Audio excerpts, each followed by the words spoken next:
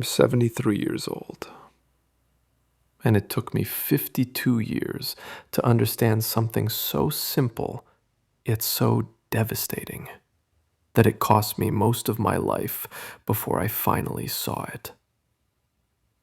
I didn't learn it in school. I didn't learn it from my parents, and I definitely didn't learn it when it could have saved me decades of regret. The truth is, I did everything I was told to do. I followed the rules. I chased what everyone said mattered. And still, I ended up sitting alone one night, staring at my hands, realizing I had wasted more time than I had left. What hurts the most is knowing this lesson is obvious once you see it, but invisible until it's almost too late. And I need to tell you this before it's too late for you too. I was born in the early 1950s. Different world back then. No smartphones, no internet, just expectations. By the time I was 21, I had already learned the script for life. Get a stable job, work hard, don't complain, save for later, enjoy life when you retire. That was the deal. At 25, I landed what people called a good job. 45 hours a week turned into 50, then 60. I told myself it was temporary. It always is. By 30, I was married. By 32, we had our first child. By 35, my calendar was full, but my life felt postponed. I missed birthday dinners because of urgent meetings, missed school plays because this quarter really matters, missed quiet mornings because sleep felt like a luxury. And every time I felt that small voice inside whisper, "Is this really it?"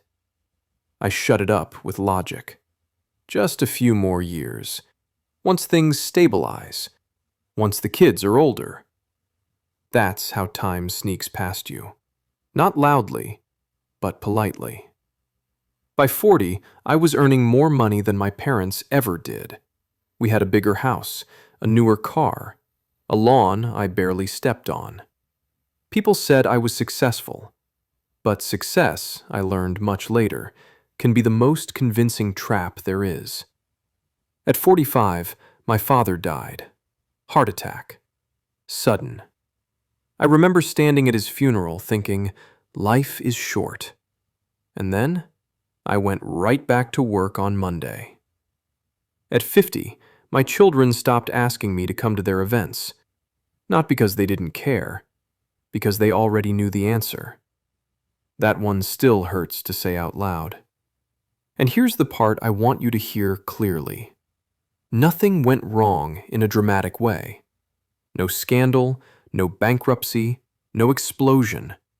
Just decades of choosing later. But what happened at 52 years old that changed everything? I was 52 when my doctor sat across from me, flipping through test results. He cleared his throat. That sound alone told me this wasn't routine. He said, "You need to slow down." I laughed. He didn't. He explained the stress, the blood pressure, the warning signs I had ignored for years. And then he said something I still hear in my head. "You've been surviving, but you haven't been living." I drove home in silence. No radio, no phone calls. Just me, and the realization that if I died tomorrow, my life would be summarized by job titles and unfinished plans. That night, I opened old photo albums. Pictures of moments I didn't remember. Vacations I barely experienced. Smiles I wasn't present for. And that's when it hit me. I had confused being busy with being important. I had mistaken money for meaning, achievement for fulfillment, endurance for purpose. And the worst part? No one forced me. I chose it every single day. I realized something terrifying. Life doesn't steal your time. You give it away, in small, reasonable pieces. But the lesson wasn't just about work. It was deeper than that, much deeper. Because entering that wake-up call, I still didn't change right away. I told myself I had learned, but habits don't die just because truth shows up. It took another decade before the lesson finally settled into my bones. At 63, I retired. That moment everyone tells you to wait for, the finally. But here's what no one tells you. If you wait your whole life to live, you don't suddenly know how. The silence was loud. The days were long, and the regrets were relentless. I had time now, but fewer people to share it with. And that's when the real lesson revealed itself. Here it is. Life is not lived in milestones. It's lived in ordinary moments you don't think to protect. The coffee you rush through, the conversation you postpone, the walk you don't take because you're tired. That's your life. Not the big plans, not someday. I learned, too late, that balance is not something you earn. It's something you choose, every day. Or you lose it. To the young people listening, time feels endless to you. That's the trick. To the middle-aged, you're exhausted, but stock's bargaining. To the older ones, you already know what I'm saying is true. The biggest lie we tell ourselves is this: I'll fix it later. Later is not guaranteed. Later is not promised. Later is often imaginary. What matters most is rarely urgent, and what's urgent is rarely what matters. That's the trap. If I could live again, I wouldn't chase more success. I'd chase presence, being there, really there. Because no one on their deathbed wishes they answered more emails.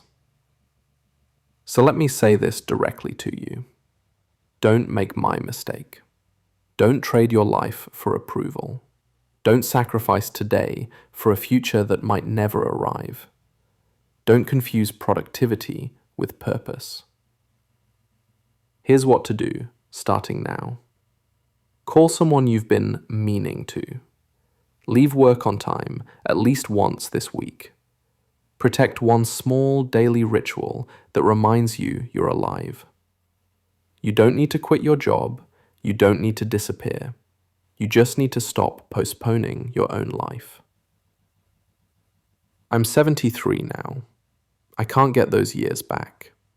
But maybe, just maybe, my regret can save you from having the same one. If this resonated with you, sit with it. Don't scroll past it. And if you want more stories like this, lessons learned the hard way, subscribe to this channel. Because wisdom is expensive, and time is the most expensive thing you own.